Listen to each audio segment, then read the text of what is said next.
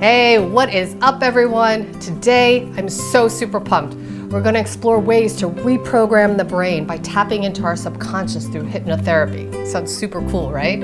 I'm Risa Morimoto, your host, and you're watching Modern Aging, where we chat about innovative and holistic ways to care for one another as we age. By clicking on that subscribe button and that little bell, you'll stay informed about all our latest videos as soon as they're uploaded. Today's guest is Lisa Ludovici. Lisa is a certified medical support hypnosis practitioner specializing in chronic pain, disease, and illness. She shares how hypnosis cured her of her own chronic migraine she suffered from for 40 years from the time she was 3 years old. And now she helps others find relief from their pain. Check it out. When I first heard about what you do and everything, I was kind of very, very intrigued and know pretty much zero about. So can you just tell me a little bit about what you do? Well, let's just start there. Okay. So I'm a medical support hypnotist.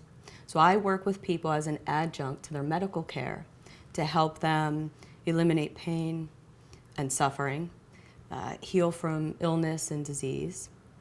So I help them use and access and mobilize their own inner resources for their healing. Wow. In a nutshell. And that's, in a nutshell, that's the Wikipedia version. So well, tell me a little bit about yourself and how you actually even came to discover, would you call it hypnotherapy? Yes, absolutely, hypnotherapy. When I was 3, I was diagnosed with chronic debilitating migraines. And I had about 3 years old. Yeah.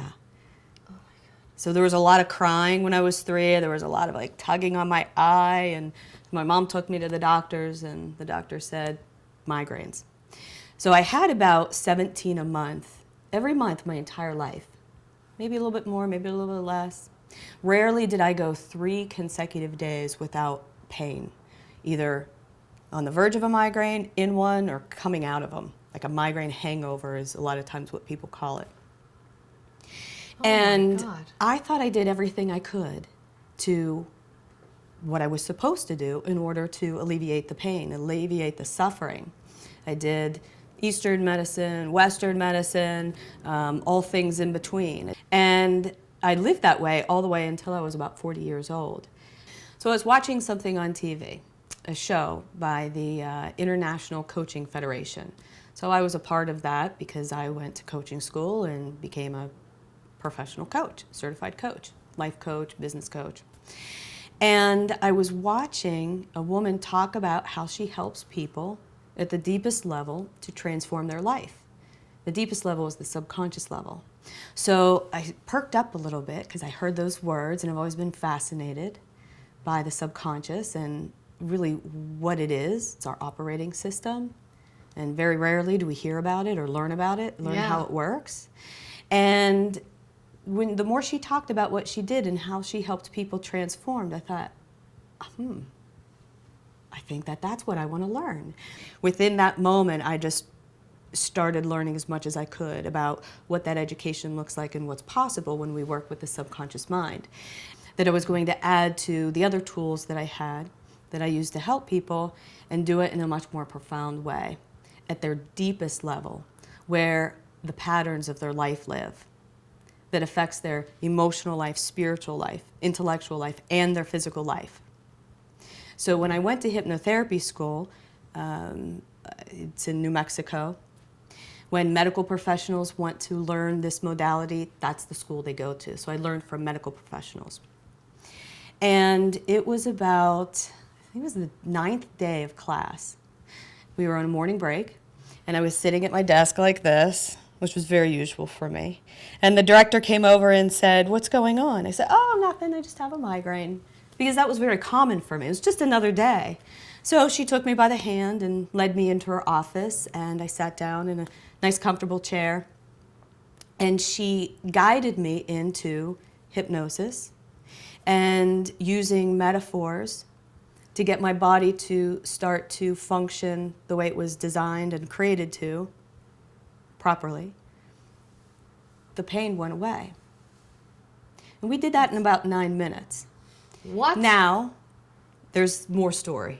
So I went back to the classroom and thought, well, I'm here for 10 weeks.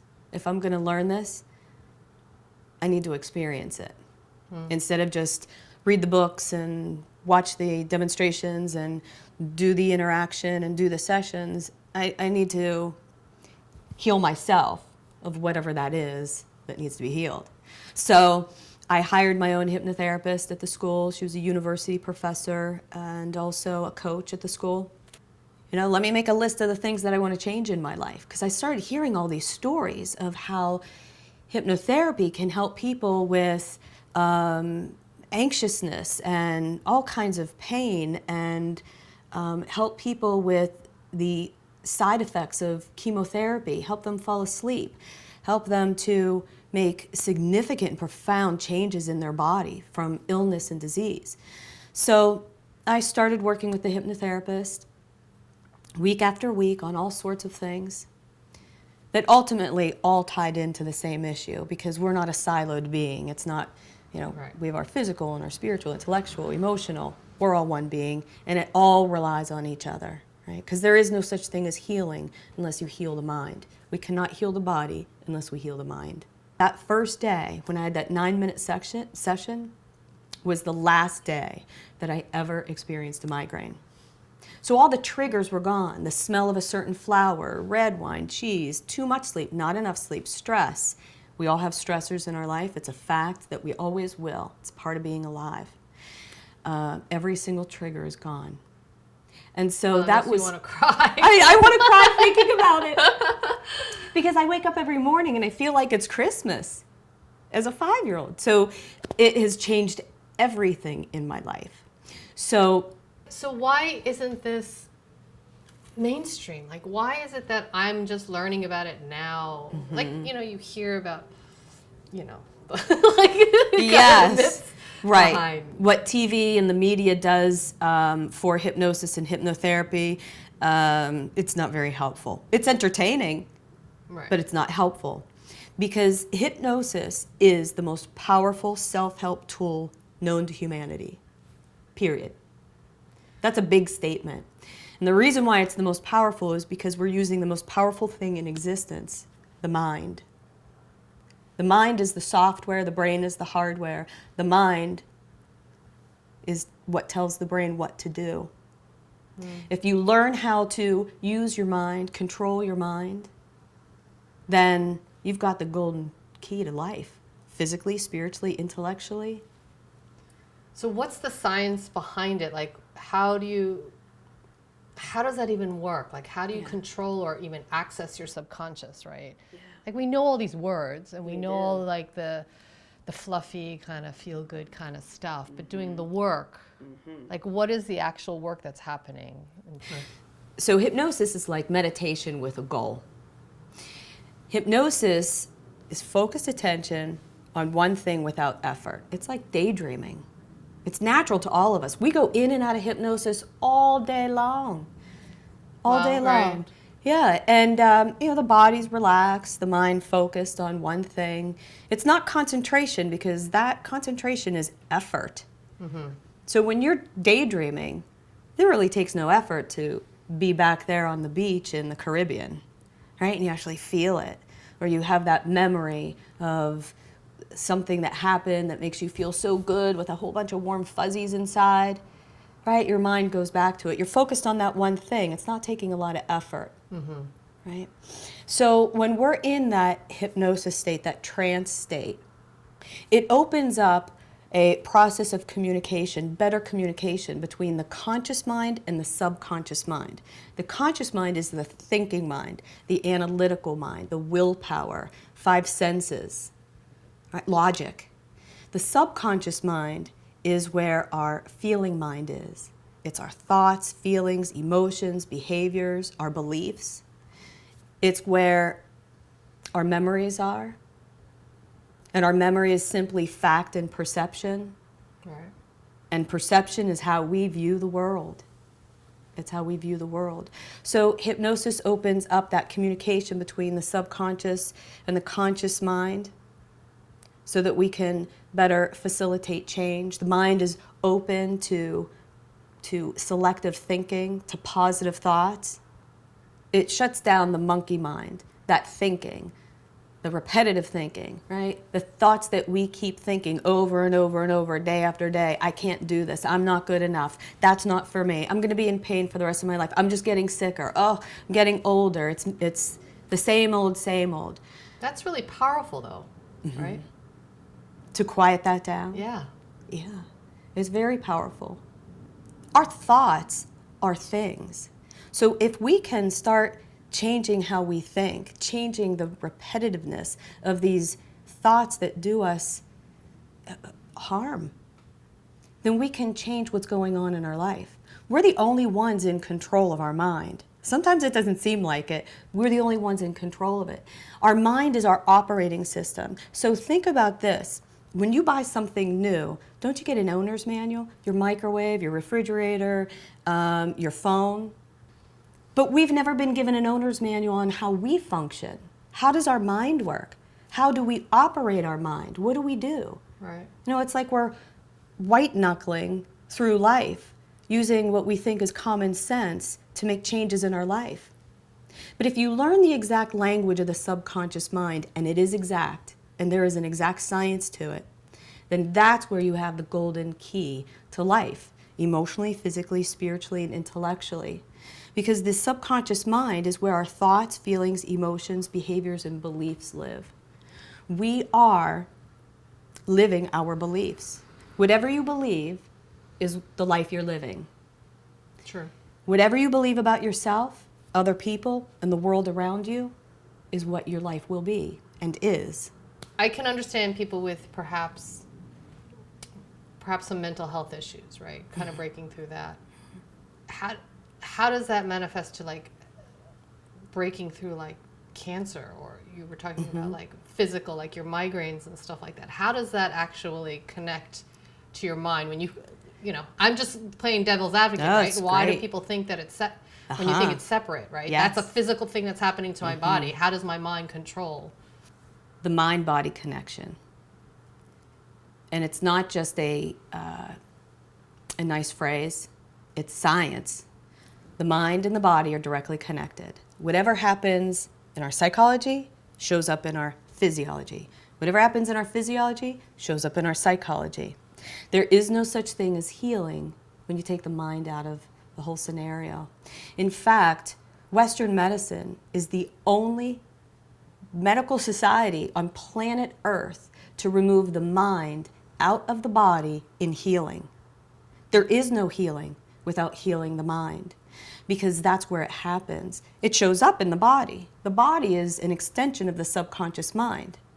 So in with the thoughts, feelings, emotions, behaviors, and beliefs in our subconscious is where the autonomic nervous system lives. All the automatic controls to our body, our heartbeat, our immune system, our digestive system, our reproductive system. It's all controlled in the subconscious mind. And it lives right next to our thoughts, feelings, emotions, behaviors, and beliefs. So what we think about, we bring about. Think about this.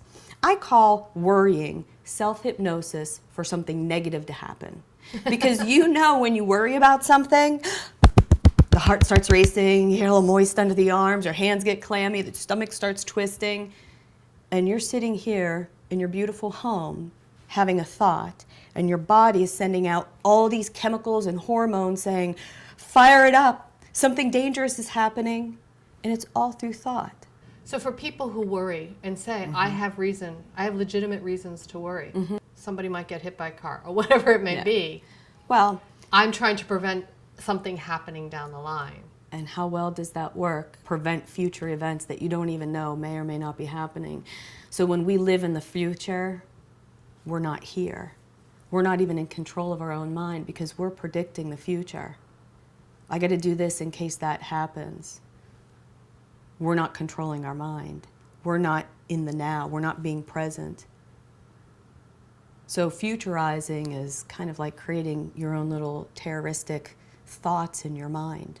So how would hypnotherapy help that then? When a person is in hypnosis and we're doing work around feeling anxious, right? First, we're able to get them into a state to calm that monkey mind, that thinking, oh my gosh, well, what about when I leave here and I get on the bus and if I go on the subway and I'm afraid that my husband's going to get sick, all of that. We calm that down, we quiet it down, and we go inside to where the healing happens. So where did this pattern come from? So we go back to where this all started, this pattern. This is you do learned that during behavior. hypnosis? Mm-hmm. Okay. While the person is in hypnosis. Because the functions of our body live with our experiences in life, they affect each other. And just through thought alone, we can make changes in our body, right? Change your thinking, change how you feel, change your life. You know, we have 70,000 thoughts a day. That's a lot of thinking all day long. God, I'm exhausted. Really? 95% of those thoughts are the same thought over and over and over, the repetition. And the majority of those thoughts, 80% of those, we dragged in from yesterday, and they're negative. So we are self-hypnotizing ourselves all day long with negative thoughts. Our thoughts create form on some level out into the world, right? Quantum space, and into our body. Worrying always works. Every time you worry and you have a worry thought, you feel it to some degree. The more you worry, the more you feel it. So wouldn't it be true if you changed the content of the thought that the experience would be different in your body? Because the mind is what controls the body. So I do a demonstration. Would you like to see the demonstration of how the mind-body is connected and how our thoughts are actually things? And it is very cliche to be a hypnotist with something that swings. I know this. This is the best way that I can show you that thoughts are things. It's energy form that goes out into the world and goes into our body. And our body is responding to all 70,000 thoughts. Doesn't matter what the content is, because the subconscious mind is literal. Whatever you're thinking, the body's taking as, this is really happening. Okay. So I'm just going to think one thing. And I'm going to think left and right, left and right, left and right, left and right, left and right. And that's what I get. What I think about, I bring about. My thoughts create form. Now I can change my mind to a circle. I have one thought going round and round, circle, circle, circle. I just kind of want it to happen, right? I see it in my mind's eye, my imagination, round, and that's what I get. What I think about, I bring about. My thoughts create form. Now I can change my mind from my nose to your nose, my nose to your nose. What I think about, I bring about. That's the power of thought, that's the power of mind. Wow. Have you seen that before? No. No, what do you think about it? That's pretty cool. Yeah, it's amazing, right? So the mind is the most powerful thing in existence. We're the operators of it. And we know scientifically to be true that our mind is so powerful because we know about the placebo effect. Right. We know that the mind can override pharmaceuticals just simply by the thought alone. So go ahead and see the power of your own mind and the power of thought. So just hold it up like I did, right in front of you, and just with your arm completely still. Just think one thought, left and right, left and right, left and right, left and right, left and right. Just repeating it in your mind, left and right, left and right, left and right, left and right. That's it. Holy shit. That's the power of Wow. That's the power of thought. That's the power of your mind. Go ahead. Turn it into a circle. Just watch. Watch how powerful you are. Yeah. I get so excited every time I see someone do this. So now just think. Circle, circle, circle, circle, round and round, round and round, round and round. Just want it to go into a circle and imagine a circle, round and round. Say it in your mind. Circle, circle, circle, circle. Keeping your arms. That's it. Round and round, round and round. That's it. Circle, circle, circle, circle, circle, circle. That's it. That is so crazy. So what you think about, you bring about. You've created your life, your emotional life, spiritual life, intellectual life, and your physical life. And here's what happens. So I do a lot of lectures and talks in hospitals to pain management doctors and anesthesiologists and so forth. And when I do this demonstration, at first I get a bunch of eye rolls, and they're like, I'm out of here. This seems too new agey. But then I give them the pendulum, and they get to experience what's going on for themselves. And here's what's happening in the body. That thought, left and right, left and right, left and right, left and right, it lights up across a neural pathway in the brain. All thought does. We have amazing power and energy that comes from our brain. Mm-hmm. And our brain and the thought, the energy that comes from that, has more energy than all the cell phones on the earth. So every time we have a thought, zoop, a little bit of energy goes right across that neural pathway. When we have the repetitive thought, right, left and right, left and right, left and right, it creates an indetectable pulse that moves through our communication system, which is our nervous system, to our fingertips, that travels down that pendulum that moves it. So what that proves to us is that the body is simply an extension of the subconscious mind, where our thoughts, feelings, emotions, behaviors, and beliefs live. So our thoughts, feelings, emotions, behaviors, and beliefs affect our physical body. Our psychology affects our physiology, and our physiology affects our psychology. That's the mind-body connection. So how do we heal if we're not healing the mind? How do we heal if we're not addressing the autonomic nervous system, where our immune system, digestive system, and reproductive system live? Where all the glands and the organs, the functions live? That is crazy. That just totally blows my mind. It makes you never want to have a negative thought. So now that you've experienced the power of your thought and the power of your mind, why would you ever have a thought about yourself, other people, or the world around you that is not for your highest good, your greater good, your own healing, or somebody else's or the world's? When you now know from the world's greatest teacher, your own experience, that what you think about, you bring about. And when the thoughts are repetitive, you give it even more strength. Right. So I have people asking me all the time, well, if I have 70,000 thoughts a day, how do I know what I'm thinking? How do I even know if I'm not even aware of it? And I say, look in the mirror, literally and figuratively.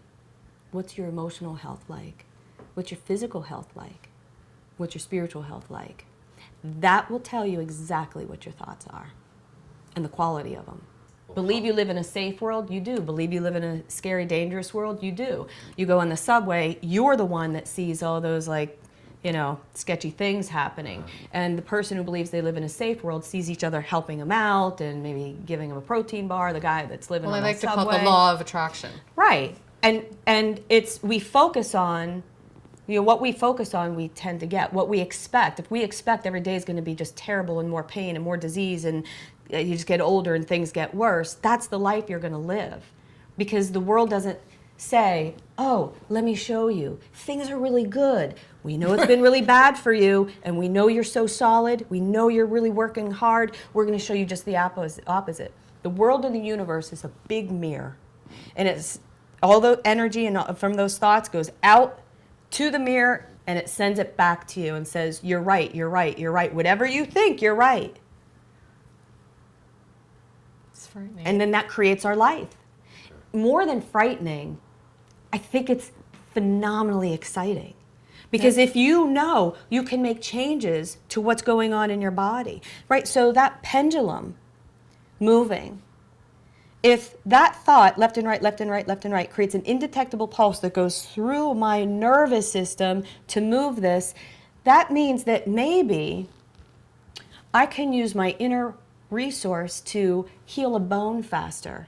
Maybe it means I can help shrink a cyst.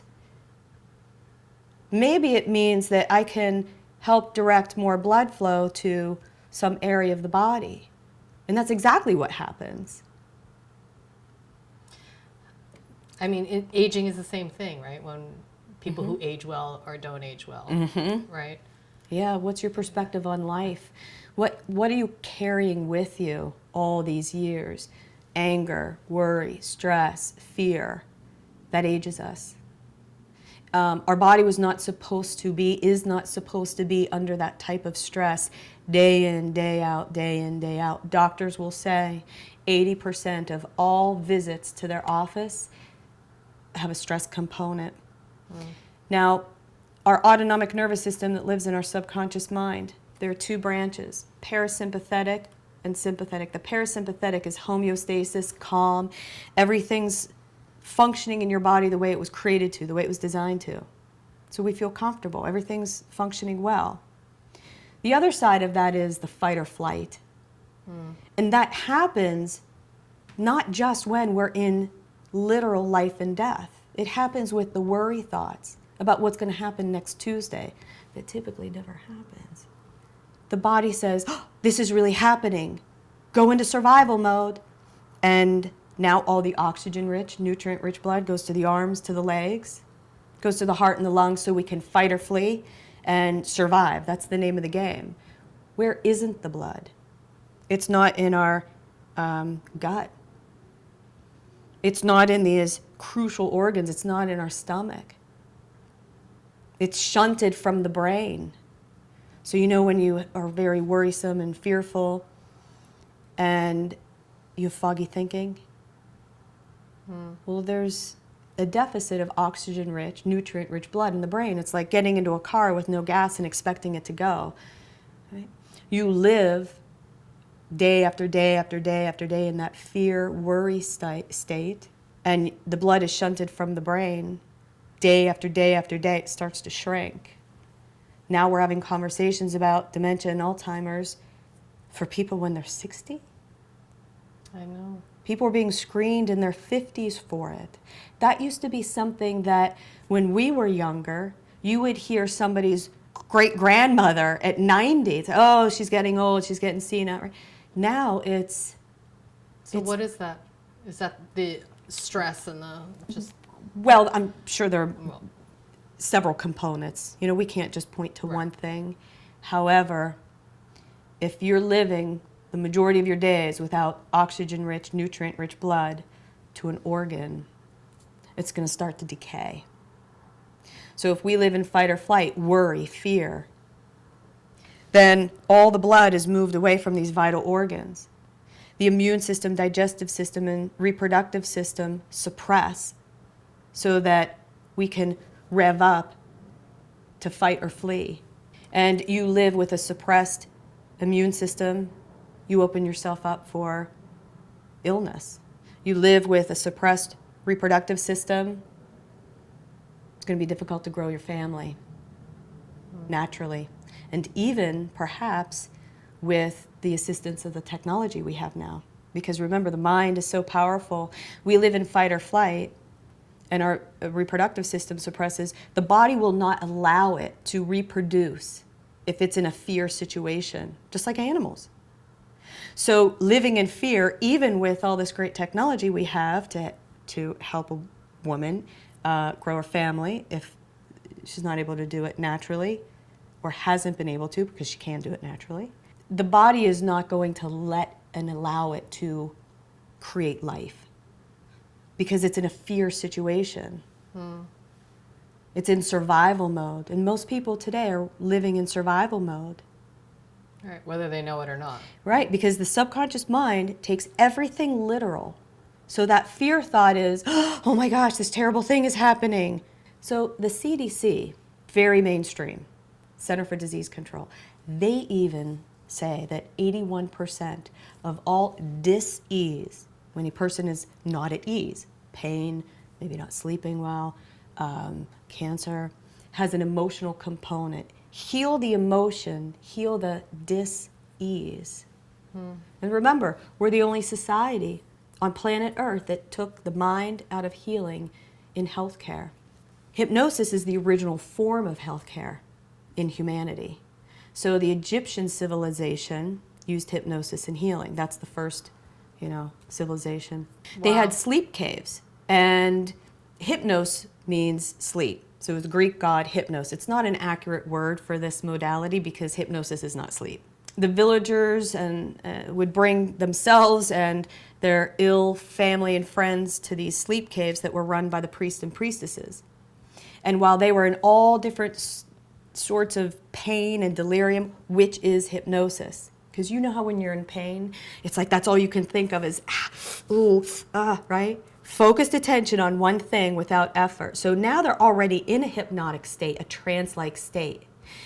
And the priests and priestesses would bend down and whisper in their ear, "You're getting better and better, stronger and stronger. Your stomach is calm like a still pool of water. Your head feels calm and clear." And they'd get better. That's the original form of healthcare. Wow.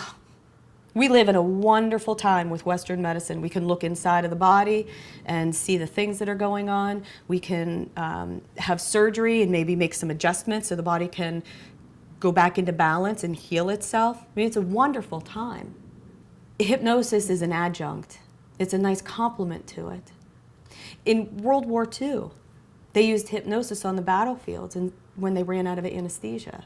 So this has been going on for hundreds and thousands of years. It's now coming back into mainstream. Who do you generally work with? What kind of patients do you generally work with? Yeah, I specialize in working with people for chronic pain and suffering, helping to heal illness and disease of all kinds as an adjunct to what they're doing with their medical doctor. 95% of everybody who comes and works with me is sent to me by their doctor. Pain is very subjective and relative and often behavioral. Here comes the mind. You know, doctors are seeing 30 patients a day. They don't have time to get into the story. They don't have time to get into the patterns. They see them. They're very aware of them. So that's whenever they refer them to me to work as an adjunct. I can teach somebody in one session how to ameliorate or eliminate the pain sensation in their body, to show them that they're in control of what happens in their body. I worked with a woman who came to me. She was an artist, and that's all she did her whole life. She painted. And she was in her mid-60s. She came to me because she had early symptoms of Parkinson's. So her hand was shaking. And she knew that when I get really stressed out, my hand starts shaking a lot. When I get really tired, my hand starts shaking. Well, that wasn't working very well for her because she had a show to do in Europe. She's got 4 months to go, and my hand keeps shaking. So while she was in hypnosis, I taught her that she can increase the shaking, and she did. And I taught her how to decrease it. And she got it to completely stop. Wow. Which means she can do that anytime, any place. Do that over and over and over and over, and perhaps the body starts to learn that, oh, you're in control. You're the master of your own mind. Because the body does whatever we tell it to do. And it's listening to every thought and takes every thought and every word we say and hear literally. So our language is very important. I work with people who come in and say, "Oh, I'm just very positive. I'm like the most positive person of all my friends, and everybody tells me how positive." I say, "Oh, okay. Well, tell me about that." I don't want to be sick. I don't want to be old. I don't want to be tired. I don't want to be in pain. So all the mind hears is sick, tired, pain. And the mind says, I can do that. Because if you think about it, Even if they're saying it in a negative way. yes, the language of the subconscious mind is images. It's our first language of humanity. Hieroglyphics, images. So we're constantly, images are coming all the time to us when we're talking and when we're listening. And those images, the mind acts on those images. The language of the subconscious mind does not understand negatives. No, don't, won't. So if I tell you, do not think of a pink elephant. Right. Why did the mind not think of something else and show you an alligator, a yellow alligator? It showed you a pink elephant. Right. So always speaking in what we do want. Speak as though it's already happened. I am better and better every day. I am okay. I am healing. Command your mind. Our mind is like it's like a very intelligent 10-year-old. We're very specific. Go in your room, make your bed, do your homework. To get them to do something, you don't want to talk about what you don't want. And we hear the word no 50,000 times by the age of 4. At least, probably more. So now we Right. speak in negatives. I don't want pain. No is, we'll talk about what we don't want instead of what we do want. And it's all programmed from early on. Right. So very rarely will I have someone come to me and say, I want to feel comfortable all the time. They say, I don't want to be in pain. I don't want to have headaches. I don't want to be sick. I don't want to be nauseous after chemo. Instead of, I want to. And the mind just acts on all of it. It's harder to say I want whatever. Because of the early Right. programming. Right. So it's, we touch the stove. Don't touch the stove. Mom screams because she's there to keep us safe. Instead of stop, keep your hand to your side. Oh my gosh. It's weird because it's such an old modality, as you say, yet I feel like we're just learning it for the first time in many ways, many of us, right? Yeah. It's coming more and more into mainstream, especially in hospitals. So on average for your patients, how many sessions do they have to do before they see permanent change, I guess? That is very individual, because with hypnosis, there's a lot of personal responsibility involved. So you just can't come and sit in the chair and close your eyes and be like, okay, she's gonna fix me, right? No such thing. There's work to be done. So it differs from person to person. Also, where are they in their healing, and really what's the whole story? In the first session, people will notice a difference. Now, here's the secret sauce, is that there are things for people to do in between sessions. Do self-hypnosis every single day. Do healing suggestions. Do them in the morning, the midday, at night. Use healing imagery. And all of this I teach. And I teach it as accelerators for them to do in between sessions to keep the process moving forward. Because to do hypnotherapy, we need a facilitator and a guide, and that's simply what I am. But people can do hypnosis on their own to make the changes literally in their brain, so what is expressed in their body shows up differently. Is there something simple that you could share with me in terms of self-hypnosis? Sure. Here's a trigger that I teach people. It's like a little bit of a reset button. How to calm the mind and the body. Because when the mind starts working up, right, we're off to the races. So it's learning how to become the master of your mind, how to learn how to focus instead of letting the mind take you in all these different directions. Right? Focus is a skill. It must be practiced. Yes. It must be done over and over and over. The average adult has an 8-second attention span. A goldfish has 9. So we have plenty of room to improve. It's like anything. Think of what you're really, really good at. You're good at it because you do it over and over and over and over and over. Something that you can do. Place moist liquid saliva in your mouth, which is just a really nice way of saying draw spit into your mouth and let it sit on your tongue. Any amount will do. Okay, so you bring in the moisture. Should I do it right now? Mm-hmm. So your mouth is moist, your tongue is moist. Place the tip of your tongue on the roof of your mouth, just behind your front teeth. Very gently and easily, with your eyes open, take an inhalation in through your nose, fill up your lungs all the way down into your stomach. Breathe very full. Hold it. And then as you exhale out through your mouth, relax your jaw and your tongue. Close your eyes and think, let go. Let go. And continue to breathe easily and gently in through your nose and out through your mouth.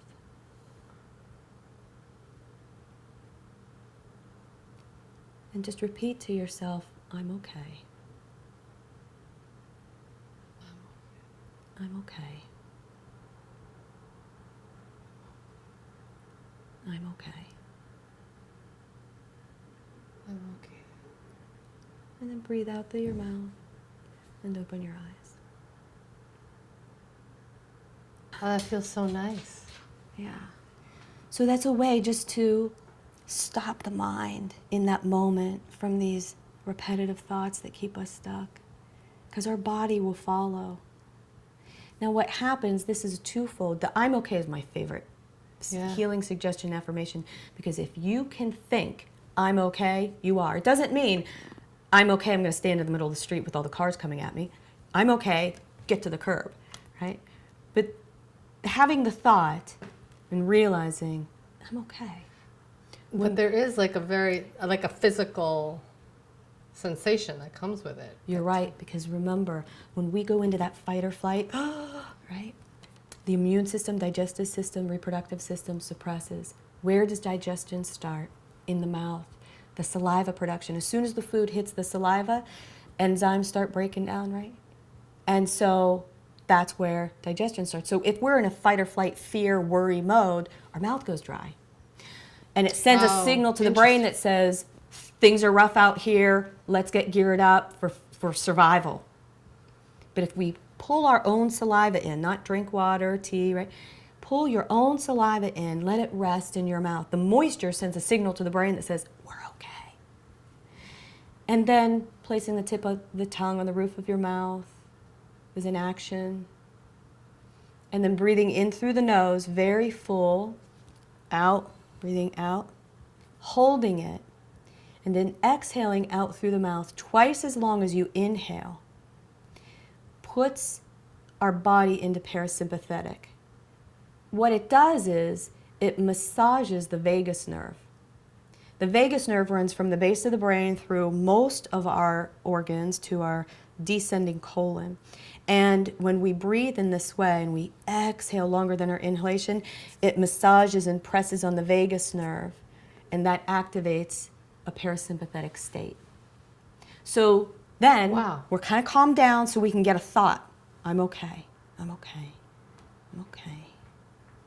Okay. Breathe out and open your eyes. Even just moments, doing that over and over and over, what's going to happen is you're going to create a pattern and train your mind and your body. You're the one that's in control. And then you can kind of get a better sense of what's going on in that moment, even if it's a physical thing, right? Mm-hmm. And the thinking mind, to calm it down. Yes. And so being calm in your mind and your body, and I don't mean, I just mean being calm. Yes, you can walk down Times Square on a Friday night and have some calm about you. Mm-hmm. Being calm is health care. There are tens of thousands of peer-reviewed medical studies that show hypnosis and hypnotherapy to be a benefit to somebody's health.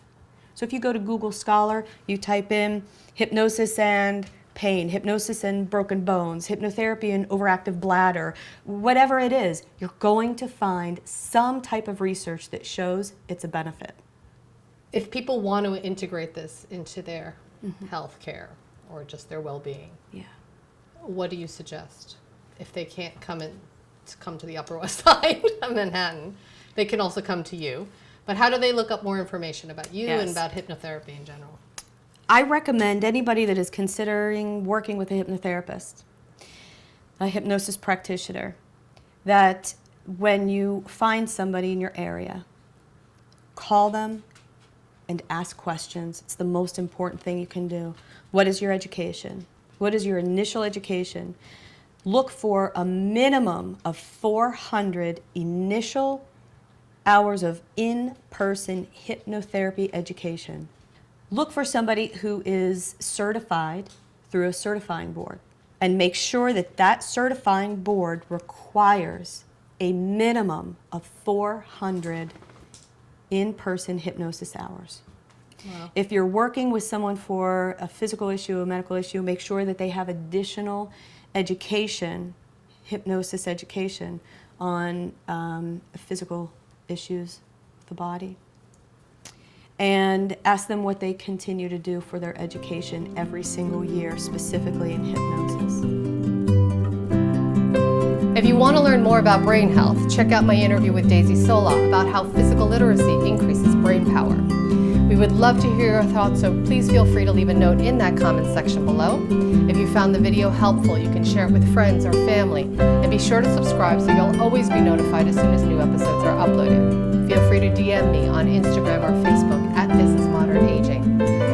But you could also sign up on our email list at our website at thisismodernaging.com. To live your best life tomorrow, you need to start today. So thank you so much for watching, and we'll see you next time on Modern Aging.